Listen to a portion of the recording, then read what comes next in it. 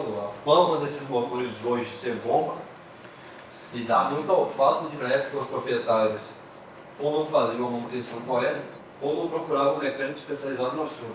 Sim, é tanto que você vê, essas camisas aqui e outra, pessoal, a matéria-prima desse motor aqui, ele é um motor que ele é uma mistura de alumínio, silício e, se eu não me engano, tem uma outra composição. Então essa parte dura da camisa aqui, ó, aonde vai os cilindros aqui, ela é feita com a própria injeção do alumínio. Então é feito um tratamento, né, químico, e ela depois ela cria essa dureza aqui, aonde vira as câmeras de combustão, né, as camisas dos cilindros. E aqui no Brasil não existe ainda, são poucas, eu creio que não tem, retíficas que fazem esse trabalho. Então, dependendo das condições, você perde o bloco. É que nem ocorreu nesse motor aqui, o bloco dele estava com bloco encamisado e aonde as camisas subiam porque ela não tem aderência aqui, né? Então não tem uma retíficas ainda especializadas para fazer esse tipo de trabalho, de troca de camisa, né? Então fica meio complicado, né? E dependendo do estrago que é o que ocorre, elas você vai perder o motor, né? Vai perder o motor. Pelo fato do que? É justamente isso que a gente estava falando. É deixar dar um superaquecimento, é deixar faltar o óleo ou usar o óleo indevido. Para vocês terem uma ideia, a viscosidade do óleo desse motor é 0,20. É 0,20, né? De óleo. Né? Tem o 5,35, 5,30. Então esse aqui é zero. Você vê que parece uma água, é um óleo muito fino. Né? Então, aonde você tem que seguir todas as especificações corretas para que venha o motor estar em perfeitas condições de trabalho. Tudo isso aí leva o problema maior do carro, né? De estar com essa falta de... E assim, né? É um carro muito bom, um carro bacana, um carro confortável, um carro bonito na minha concepção, né? E um motor bom também, né? Que é um motor que vocês veem que a gente falou aí de 508 a 510 cavalos de força, né? Bom, falando uma caramba, agora vamos pegar o cabeçote ali. É o mesmo motor do Mustang ou não é? Você fala o quê? Não é. Você falou Coyote? Ele é bem parecido, mas não é a mesma concepção. O Coyote ele é maior, né? O Coyote ele é maior. Mas esse motor foi produzido pela Ford, tanto que você pegar em alguns componentes dele, você vai ver Fomoco. Todos, na verdade, todos os componentes, né? Porque ele é um motor produzido pela Ford.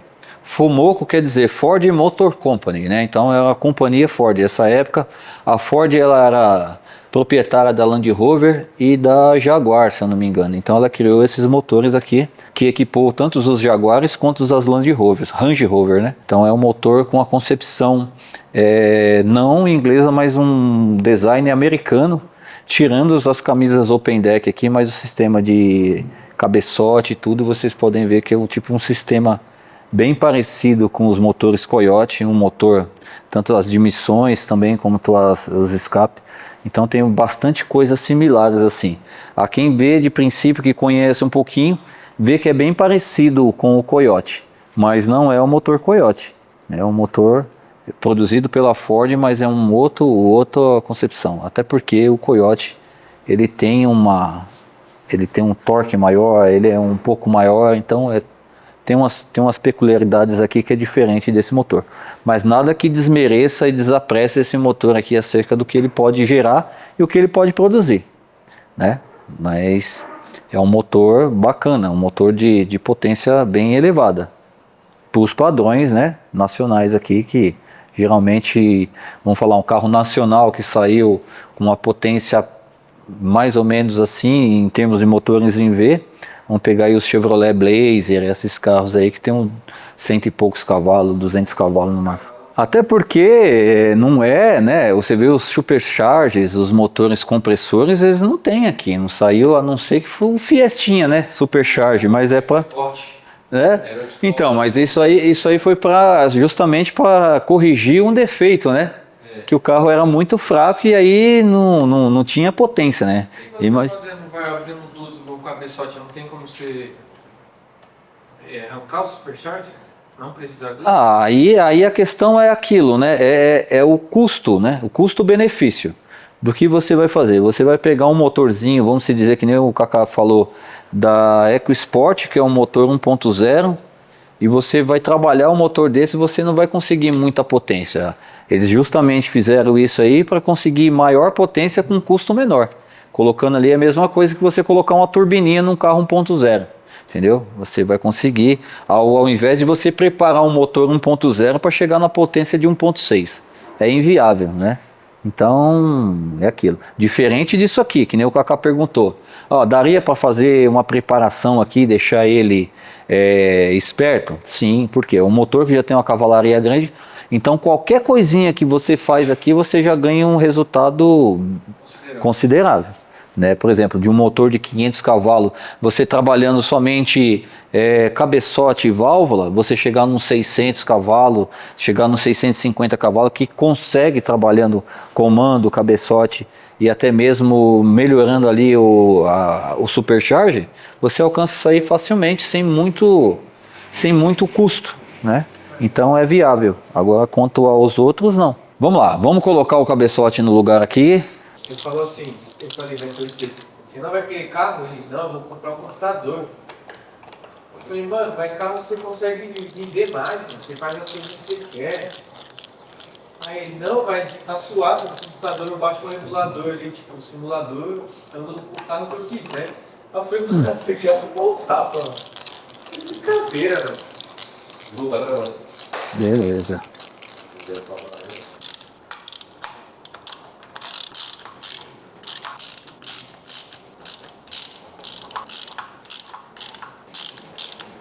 Quando a peça na mão, é quanto tempo pra montar aí? Tudo na mão, só Tudo na mão, limpo, limpo, higienizado. tudo para montar. 2 dias.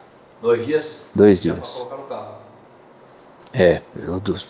Tudo organizado, tudo pronto, com que nem os periféricos, tudo no jeito, 2 dias. De 2 a 3 dias, né? Porque é aquilo, você vê, né, Kaká? Por mais que esteja tudo organizado, você ainda fica examinando, né? Se tem alguma coisa, tipo, verificando, conferindo. Então, você volta, né? Muitas vezes no mesmo ponto ali do qual você está partindo. Para quê? Para que não fique sombra de dúvida, né? Tem aqui, ó, vou dar um exemplo aqui. Olha, a fixação do cabeçote, aonde vai os parafusos do cabeçote, eles ficam dentro do alojamento do comando, né? Então, depois que eu coloquei o comando aqui, acabou. Eu não tenho como voltar. Entendeu? Eu não tenho como voltar. Então, aqui, ó. Eu tô aqui, chegou... Os parafusos estão dentro do alojamento do comando. Então, acabou essa parte aqui, eu tenho que colocar os comandos e acabou. Né? Então, eu tenho que conferir, ver direitinho, tudo, examinar tudo certinho. Então, é aquilo. Não é que você vai perder tempo, você vai ganhar, né? Em termos de confiança, de certeza, né? Você já assistiu aquele filme Ford versus Ferrari? Tudo começou porque a Ford queria comprar a Ferrari, e aí a Ferrari não quis vender, e aí, se eu não me engano, o neto do Henry Ford falou que queria fazer um carro que batesse as Ferraris, né? E aí o que acontece? Os ingleses falavam assim, ah, tá bom, nunca que o motor de eixo central vai bater um carro inglês com comandos, né? Duplo comando. Então, se você for ver, Kaká, a diferença do americano para o inglês é justamente isso aqui, ó. Os comandos de válvula no cabeçote. O motor V8 Chevrolet, Ford, americano, geralmente ele vem com comando central, um comando de válvula acionado por varetas e por balancim. Esse aqui não, esse aqui já vem o comando de válvula no cabeçote, que é overhead camshaft, né? Comando de válvula no cabeçote. Esse caso aqui é uma concepção inglesa, diferente do Chevrolet, que ele vem com um eixo de comando de válvula central que aciona as válvulas e as varetas. Então a diferença é essa aí. Luciano, pessoa, qual o preferido? Eu gosto dos comandos central, né? Eu gosto dos eixos de comando central, né? Por mais que você tenha... que na verdade esse aqui, o acionamento deles é mais rápido, né? Na verdade ele não tem tanto... Você não perde tanto em eficiência devido a os acionamentos de componentes que você tem que acionar para poder acionar a válvula. A resposta é mais rápida, mas porém, se tratando de um motor grande, de bloco grande ou outro motor, isso fica quase que insignificante. E sem dizer na durabilidade, né, que é muito maior, né? Então, o fato de você ter o comando central, o máximo que você vai ter desgaste é de comando, de bucha de comando, varetas, né? Isso aí, e você preserva o conjunto do motor. Que nem neste caso aqui, se você funde um comando desse aqui, ou seja, você vai fazer alguma outra alteração, você já perde o cabeçote, né? Então você não tem essa durabilidade aqui, né? Que no caso é menor do que o comando central. Bom pessoal, agora já colocados os comandos aqui, os dois lados estão montados. A gente vai colocar as correntes, né, do sincronismo da polia e os tensionadores da corrente. Eles já estão no lugar aqui, quando na verdade parece uns pinos de granada aqui, mas é para desarmar eles, né? Então vamos colocar as correntes aqui da transmissão do comando e assim fazer a finalização dessa parte aqui, beleza?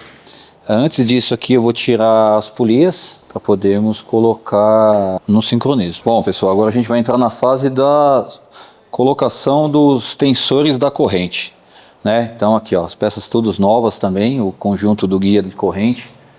E aí a gente vai fazer a instalação deles aqui e para colocar a corrente de sincronismo, né? Então vamos colocar aqui o correto aqui, tá? Não que seja o correto, aqui é o mais fácil. É você tirar a polia, mas eu venho aqui por baixo, fica mais rápido, né? Para mim poder mostrar aqui, para até mesmo para vocês aqui. Aqui a instalação, coloquei um guia ali. E assim, Cacá, né? Você me perguntou quanto tempo demoraria para montar um motor desse. Que nem neste caso aqui, é mais complicado porque você mesmo viu que o motor ele veio totalmente desmontado para cá, sem nenhuma peça no lugar, né? Aqui pessoal, ó, só um adendo aqui, tá, Cacá? Não apertem de todo aqui, tá, ó.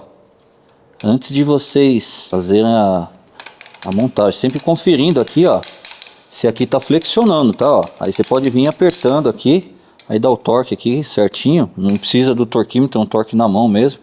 Ele vai chegar uma hora que ele tem um batente aqui e ele vai parar. Os parafusinhos aqui, ele tem um terminal aqui, ó, aí ele vai parar. Mas sempre verificando se ele está atuando aqui, tá? Então, voltando lá, Cacá, pelo fato de como estava tudo desmontado, a gente tem que vir buscando todos os parafusos do seu devido lugar. Que no caso desse tensor aqui, ó, tava fora os cabeçotes, tava fora as outras partes. Então, as partes dos parafusos aqui fica mais difícil, porque você tem que vir separando um por um, e às vezes quando você está no processo da montagem aqui, você não tem de imediato aquele parafuso. O fato de você desmontar o motor, você consegue já ir separando esses parafusos e deixando na posição inversa do que você vai montar. Detalhe também, pessoal, o mais importante até mesmo de quando se pega um motor para fazer uma retífica dessa ou uma montagem, é você mesmo desmontar o motor. Porque o motor ele vai te falar muita coisa acerca de como ele foi usado, de como ele foi tratado, né, ou até mesmo as suas manutenções feitas. Então você consegue fazer uma perícia em cima de tudo o que aconteceu com as peças do motor, que ela vai te mostrar isso, né? Então um dos fatos é justamente esse aqui, de a gente ter que estar vindo buscando, separando todos os parafusos para que a gente possa fazer essa montagem aqui. Tá, vou pegar o outro tensor, e esse aqui tem diferença um do outro. Vamos ver qual que era aqui, que eu também não sei de cabeça. Vamos colocar aqui no lugar para a gente poder ver. A gente não montou fazendo a colocação aqui, que é um pouco complicado, até mesmo para estar gravando e filmando, que requer um pouco de tempo, né? E às vezes enrosca aqui e não vai. Porque como se trata de dentes de engrenagem, para você casar tudo certinho aqui, é complicado. Então a gente já fez a montagem aqui, vamos ver se eu consigo fazer desse outro lado para mostrar para vocês. Mas tá aqui, ó, esse lado já está montado. Vamos pro outro agora aqui. Eu vou pegar a corrente aqui, primeiro vamos soltar a engrenagem aqui, que é justamente esse ponto aqui que fica mais complicado de se colocar a corrente. Vamos ver se a gente consegue colocar isso aqui mostrando para vocês. Eu mostrei que a corrente ela tem 3 pontos. Podemos tirar um só, que eu creio que já vai tirar esse aqui que é mais difícil de entrar a corrente. Se errar um ponto, erra todos. E aí a questão é que vai atropelar as válvulas, né? E aí, meu querido, game over. Aí, Kaká, já era. Então, esse aqui é um ponto que tem que ter bastante atenção para não errar. Isso aqui não pode errar, aqui já era. Aqui não pode errar. Vamos lá, eu mostrei para vocês o ponto da corrente. Mostrei, né? A gente vai inserir aqui a corrente aqui. Colocar ela aqui.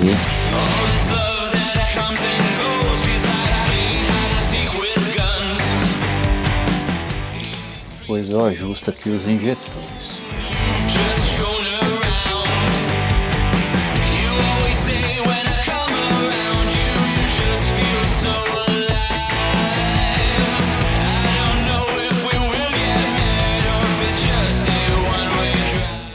Foi?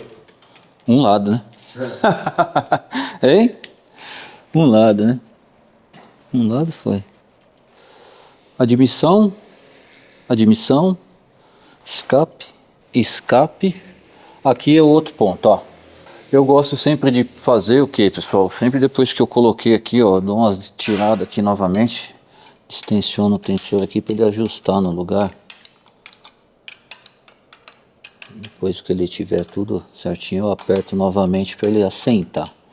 Agora a gente confere os injetores, que é muito importante também, tá vendo? Se eu for olhar aqui, ele tá pegando ali ó, na corrente. Se deixar ali, ele come, tem um injetorzinho, aí ele fica sem lubrificação na corrente. Você vem, direciona ele aqui, ó, devagarzinho, que ele é muito sensível. Sempre apontando no meio entre a corrente e a engrenagem ali, ó. Isso aí, tá pronto? Não, agora é a hora. Puxar o pino da granada, Kaká? Vai lá. Hã? E aí? É só puxar o pino? Não, antes a gente vai conferir, mais uma conferência, ver se está tudo dentro dos conformes. Comandos de admissão virados para dentro, comandos de escape virado para cima. Comando de escape, último cilindro tensionando, comando de admissão tensionando. Comando de admissão para cima. Aí você fala assim, mas por que não estão os dois iguais? Porque ele trabalha com uma diferença de combustão aqui. Então, como eu falei para vocês de início, eles não estão no PMS, né? No ponto máximo superior. Então esse aqui é o sincronismo do qual o engenheiro desenvolveu para que fizesse a montagem aqui do motor e ele trabalhasse dentro do sincronismo motor. Aqui ó, geralmente vocês vão, nesse caso do V8, não necessita, vocês vão ver 2 pontos amarelos aqui ó. Então ele vai marcar só um ponto, que é o ponto da bomba aqui, o da bomba de óleo e da bomba de alta. Então o ponto da bomba de alta ele vai vir com uma cor preta, laranja, outra coisa e 2 amarelos. Vai casar um amarelo aqui na engrenagem, que vai ter uma marcação. E o outro aqui vocês vão ver, no caso do V8, que não tem nada, ele vai cair do nada aqui, vai cair em cima do tensor aqui. Aí vai falar, poxa, mas aí falta uma peça, falta um ponto, que no caso dos V6... tanto o Jaguar, mais um Jaguar, aqui vem um contrapeso, um eixo de contrapeso, um balanceador. E aí, para você equalizar o ponto desse equalizador aqui, o contrapeso, vocês têm que usar essa marca amarela aqui. No caso do V8 não precisa. Vou conferir tudo novamente antes de distensionar aqui. Eu preciso, que nem como eu falei para vocês, esse motor ele veio desmontado. Tá faltando um parafuso desse aqui, Torx. Eu preciso reapertar todos, eu vou ver se eu acho um igual aqui, porque aqui, ó, vou mostrar para vocês o porquê. Eu não posso usar esse parafuso sextavado aqui, ó. Aqui, ó, vem um disco de um sensor de fase aqui, ó. Vem os 2 sensores de fase e o sensor de pressão do variador da polia aqui, ó. Então, por exemplo, quando a polia ela vem em pressão, tem 2 pinos aqui, ó. Você vê que tem 2 válvulazinhas aqui. Ela vai mandar informação para esse cara aqui, ó. Tá vendo, ó? Ele baixou, tá vendo? Ele vai empurrar esse cara aqui e vai mandar um sinal lá pro módulo de que falou assim, ó, adianta o ponto, atrasa o ponto, injeta mais, injeta menos, entendeu? Então essa peça ela vem aqui, a função dela é fazer isso aí. Então eu não posso usar o parafuso sextavado ali, porque ele vai me lascar. Se eu fizer isso, ele já pegou até. Não, na verdade ele não pegou. Eu posso até usar ele, que é um parafuso de comando também, mas eu vou achar um parafuso igual, deve estar por aí dentro dos parafusos dele. Beleza, pessoal? Então, tá aí, ó, o ponto montado. Eu não vou tirar as ferramentas ainda, que é justamente para mim poder achar esse parafuso e fazer essa substituição. Conferido tudo, pessoal, os pontos aqui, todos conferidos. Agora a gente vai fazer o que, Kaká? Puxar o pino da granada. Então, aí tem 2 pinos aqui que você vai soltar dos tensionadores. Puxou o pino, pá. O outro, pá. Agora, todas tensionadas, os pinos da granada, depois leva para o monteiro. Agora já soltei lá atrás a ferramenta lá.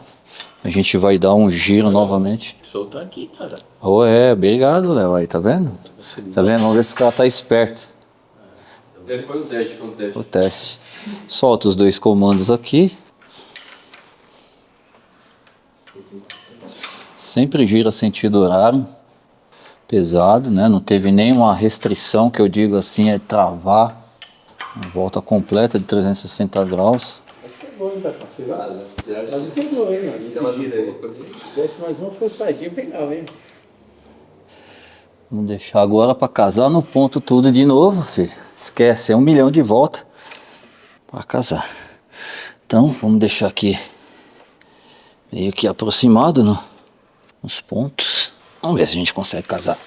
Tá vendo? A gente deu todas essas voltas, ele saiu um dente daqui da polia. Casou todos esses aqui, mas não casou o da polia. Não, porque você, quando tem a contagem do número dos dentes, ele vai vindo, vai pulando, você tem que dar 1 milhão de volta para ela casar na mesma posição de 0, entendeu?